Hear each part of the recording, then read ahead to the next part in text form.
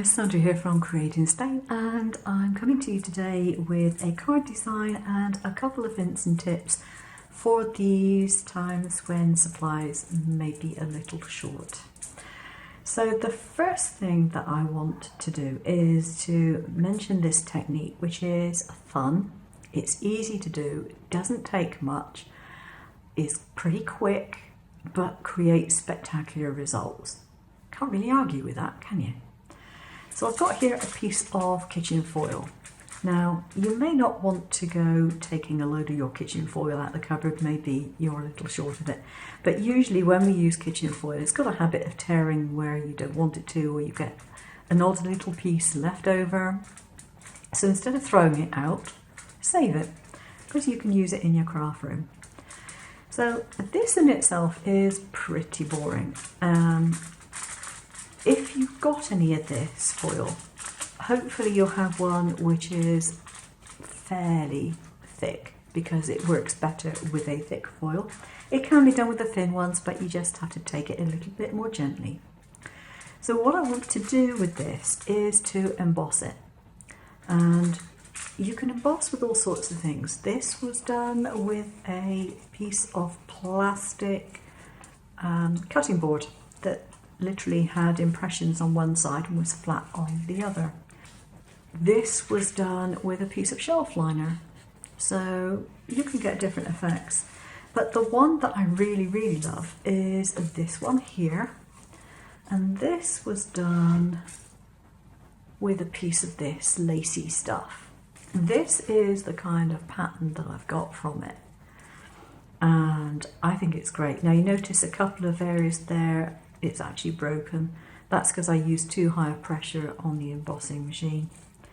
But it embosses really well, gives a lovely pattern. So have a look through any fabrics that you've got as well to see what you might have that could be embossed. Also, you can go in the garden and look at any leaves that might emboss well. Some of them do. So you can emboss onto foil, but in order to make it a little more interesting, you want to add some colour. So if I were to emboss this, sorry if I get this piece back, if I was to emboss this and say I wanted to colour it with my alcohol markers, it would be really difficult to do in any kind of subtle manner, because putting colour on here is not only going to wear my tips, but it's also going to be a bit too definite. And if the colour isn't strong enough, then you can't see it at all. So you're stuck between, a rock and a hard place in that respect. So the way to do that is pretty easy, in fact. What you need to do is to colour it before you emboss it. Sounds obvious, and it is really, but it's something you tend not to think about.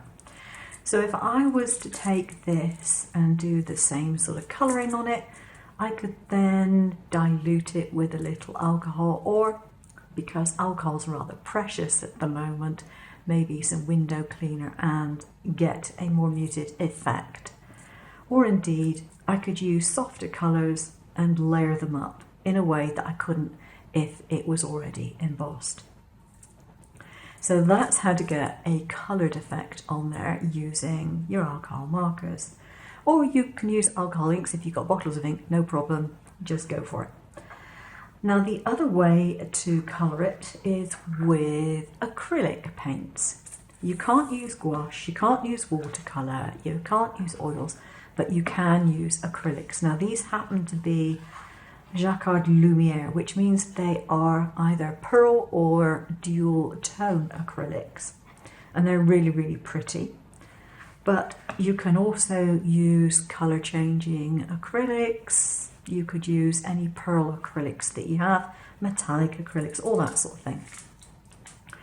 So in order to put the colour onto this with these, you can do a couple of things. If you are really concerned about the amount of paint you're using, you can put it on your finger and then just wipe it on.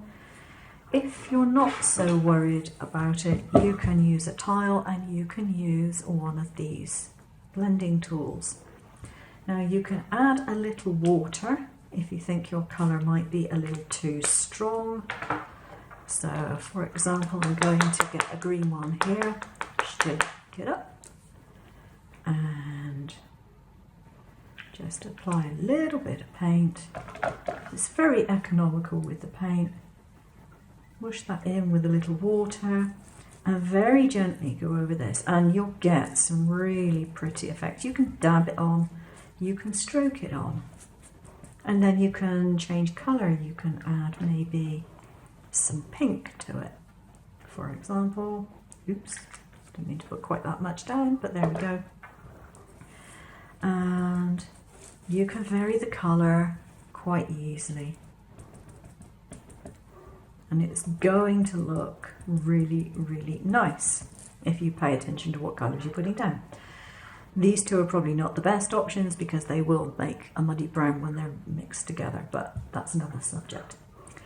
So while I'm on the subject of this and economy, normally what I would do is I'd grab some kitchen roll, wipe this off, use some alcohol maybe. Okay, not going to do that now. All I'm going to do is get my trusty non-lint cloth out. I've mentioned these before. This is actually a cleaning cloth, comes in a big sheet. It's one of those things that goes rock hard when it's dry, but is a nice soft cloth when it's wet.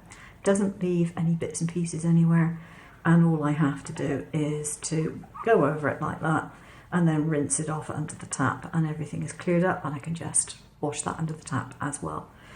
If you put this face down onto there like that for a short while, you don't have to rush to the sink because the air can't get to it and dry out the paint. So that would be my cleanup instead of using something disposable. If we're going to be saving things, it's not a bad idea.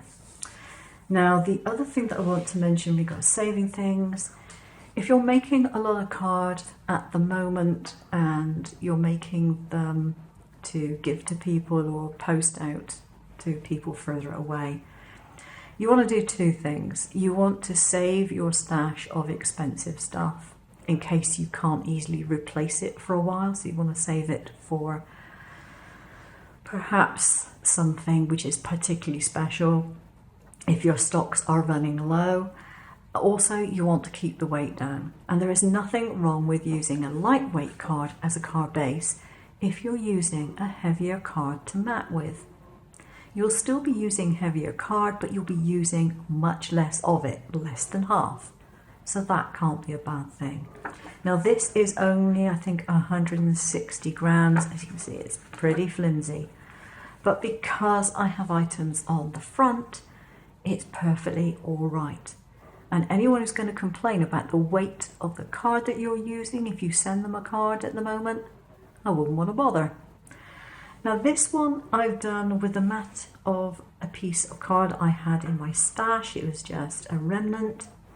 And I've gone over it with one of these Jacquard paints. It was the one which, hang on, Halo Violet Gold is the colour. As you can see, it's got a violet and gold, which is why that's called Halo Violet and Gold.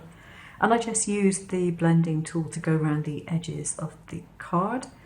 Now, if you didn't have a leftover piece of card that was square, there's nothing wrong with using a torn piece of card and colouring the edges. It will still look quite designerish, in fact, if you do. So I just went around the edges and then I put on my piece of foil. Now, as you notice, this is not a regular piece. It is organic, as they might like to say, in shape. And the way that you do that is you don't just rip like that. You grip and you tear. So you tear around and then you get a much more natural shape rather than just straight lines, okay? And so I coloured the piece and then I embossed it and then I tore it into a shape that I liked and put it on the card. I've added a few little of these stamped images because I'd already got them coloured, cut out, and they were left over from another project. No reason why they can't go on there. And then the card sentiment here, I actually wrote by hand and I just cut out the shape. I used my trimmer to cut a strip of card and I just used a pair of scissors to cut the ends in and added a few little pen dots. I think that is a really nice thank you card, and I would be more than happy if I received something like that myself. While I'm on the subject of card making, there is a channel that I've come across with a very talented young lady, and I thought it would be nice to give her a little bit of a boost. So I'm going to link her channel down below, and it would be really great if you would actually have a look at it. And if you like what you see, you can subscribe to her channel too. If you like what you've seen here, subscribe to my channel if you haven't already, and click on some links for some other videos. I've got over 700 on here. Should keep you occupied for quite a while. Take care now. Bye bye.